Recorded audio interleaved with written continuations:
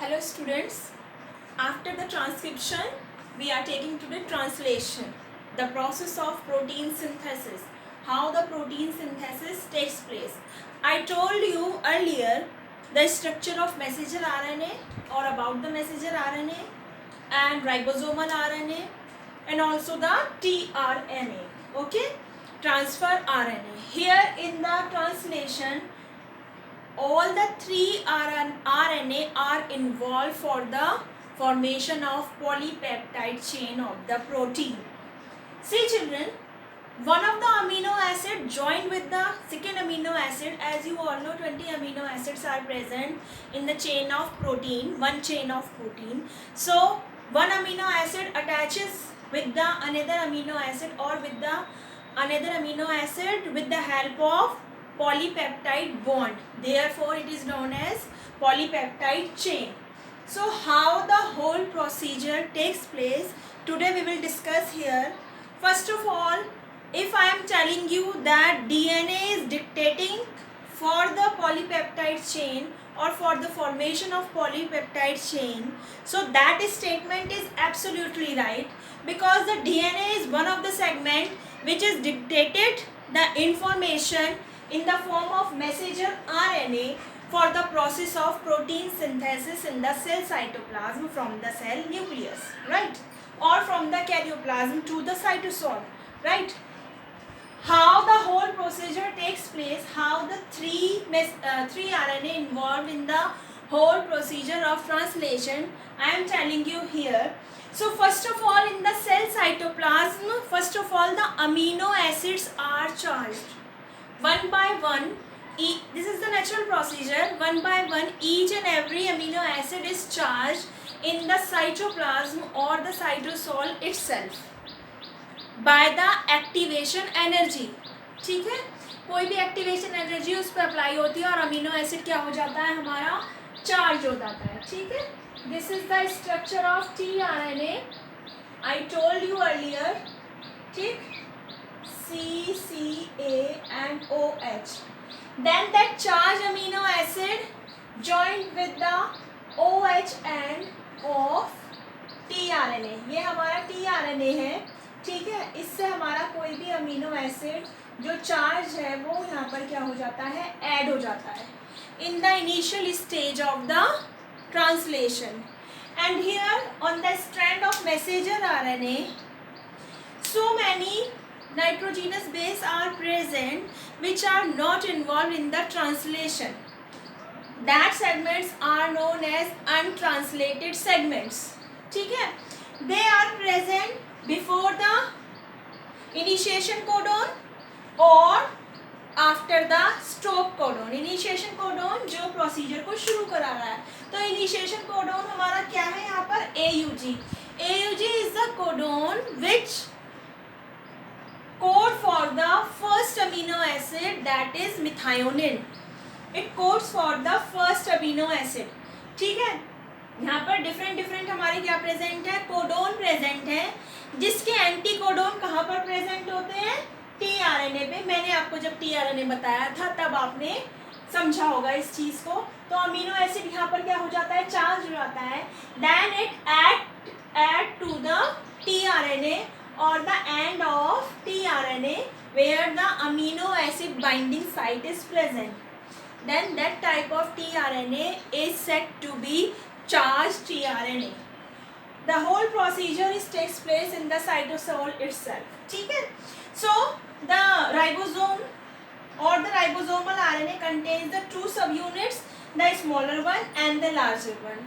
Before the initiation of the procedure, at the time of initiation of the procedure, the small subunit first of all joined at the start codon. तो AUG is the start codon. ये तो हमारा आप देखते हैं कि 1 2 3 4 5 6, यहाँ पे 6 वाला अमीनो एसिड ऐड हो रहा है, बीच में लिया है मैंने जिससे कि मैं आपको आगे भी बता सकूँ. जस्ट सपोज मैं यहाँ पे दोबारा से बता देती हूँ बेटा कि यहाँ पर आके हमारी जो स्मॉल वाली सब यूनिट है राइबोसोम की क्या हो जाती है, पहले ऐड हो जाती है at the start codon. This is known as start codon. और जहाँ पर हमारी ट्रांसलेशन खत्म हो जाएगी that codon is said to be stop codon. ठीक है, और इससे पहले वाले जो ट्रांसलेशन पे नहीं आ रहे या स्टॉप कोडोन के बाद वाले जो है that is known as untranslated codons. Okay, so here AUG पे क्या है, ये हमारा स्टार्ट कोडोन है, यहाँ पर स्मॉल सब यूनिट आके ऐड हो गई. इसके साथ ही वहां पर अमीनो एसिड जो है हमारा किससे अटैच हो गया, tRNA से सेल साइटोप्लाज्म पे. ठीक है, और यहाँ पे हमारा क्या है, एंटीकोडोन. ये होगा हमारा एंटीकोडोन. AUG का एंटीकोडोन क्या होगा, UAC. तो वो tRNA जो हमारा चार्ज हुआ है आके सबसे पहले कहाँ पर ऐड हो जाएगा, यहाँ पर. और उसके साथ ही जो लार्ज सब यूनिट है हमारी राइबोसोम की, वो भी उसके साथ साथ ही यहाँ पर आकर हमारी ऐड हो जाएगी लाइक दैट. ये मैं ऊपर का स्ट्रक्चर ड्रॉ नहीं कर रही हूँ, बिल्कुल ऐसा ही प्रोसीजर है.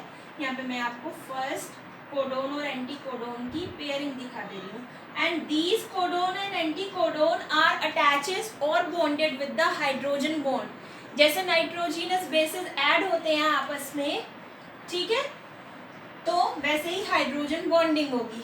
फिर सेकेंड वाला हमारा अमीनो एसिड चार्ज करेगा tRNA को. जैसे जैसे ये एक एक अमीनो एसिड बनता चला जाएगा, there are 2 sides of ribosomal RNA, that is A side and P side.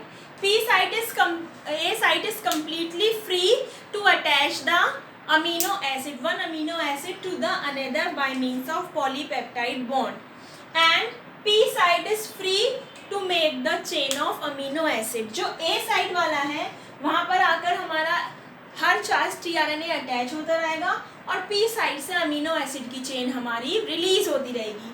ये मैंने यहाँ पर 6 अमीनो एसिड ऐड किए हैं. ये पहला वाला हो गया. फिर राइबोसोमल RNA उससे आगे शिफ्ट हो जाता है. पूरे स्ट्रैंड की कोडिंग होगी ना 20 टाइम्स 20 अमीनो एसिड के लिए, तो ये आगे फिर शिफ्ट होगा, फिर उससे आगे शिफ्ट होगा, फिर उससे आगे शिफ्ट होगा. जैसे कैंची आगे कट करती चली जाती है ना कपड़े को, बिल्कुल ऐसे ही ये आगे आगे शिफ्ट होता चला जाएगा और अलग अलग tRNA आएंगे. ऐसे ही 20 अमीनो एसिड लेकर 20 tRNA आएंगे. एक अमीनो एसिड के लिए एक tRNA आया, फिर दूसरा आया. दूसरा जब आके इस पे अटैच हो रहा है, दूसरा tRNA जब इस पे आ रहा है, ठीक है, तो जो पहले वाला है वो यहाँ पर रिलीज हो जा रहा है साइटोप्लाज्म में. फिर वो दोबारा से चार्ज होकर आएगा दूसरे वाले को लेकर, ठीक है. फिर ऐसे ही रिलीजिंग होती रहेगी और ऐसे ही चार्ज tRNA आकर इस पे अटैच होते रहेंगे. ये मैंने 6 amino acid 2 3 4 5 6 amino acid add किए हैं. ऐसे 20 अमीनो एसिड होते हैं. And by means of polypeptide bonding to form the one polypeptide chain. So this is the whole procedure of translation. अगर आपको tRNA आता है, राइबोसोमल RNA के बारे में आप समझते हैं, मैसेंजर RNA के बारे में समझते हैं, तो आप ये प्रोसीजर बहुत इजीली इसको लिख पाएंगे और समझ पाएंगे. ऐसे ही पूरा जो है ribosomes are the protein factories, ठीक है. और वहाँ पर जब ये स्टॉप हो जाता है पूरा प्रोसीजर, 20 अमीनो एसिड ऐड हो जाते हैं, तो one of the factor that is release factor is initiated to stop the polypeptide chain formation. 20 amino acid के बाद ये सब tRNA साइटोप्लाज्म में चले जाएंगे. 20 अमीनो एसिड की जो हमारी पूरी चेन है पॉलीपेप्टाइड की, वो साइटोप्लाज्म में रिलीज हो जाएगी और ये राइबोसोम की दोनों स्मॉलर और लार्जर सब यूनिट डिसोशिएट होकर दोबारा से साइटोप्लाज्म में चली जाएगी और ये वापस पूरी कोडिंग हो जाएगी. मैसेंजर RNA यहाँ पे ही खत्म. फिर दोबारा से प्रोटीन की कोडिंग के लिए दोबारा से मैसेंजर RNA आएगा, दोबारा से प्रोटीन की कोडिंग होगी. ये प्रोसीजर ऐसे ही चलता रहेगा, ठीक है. So that's all for the translation.